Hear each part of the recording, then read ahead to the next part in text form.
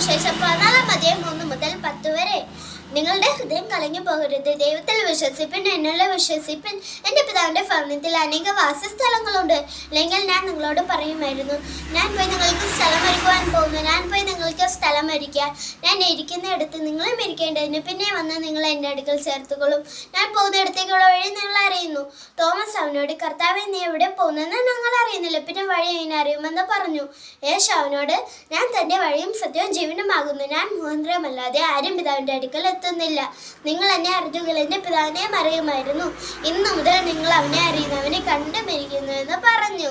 ഫിലിപ്പോസ് അവനോട്, കർത്താവേ, പിതാവിനെ ഞങ്ങൾക്ക് കാണിച്ചു തരണം, എന്നാൽ ഞങ്ങൾക്ക് മതി എന്ന് പറഞ്ഞു.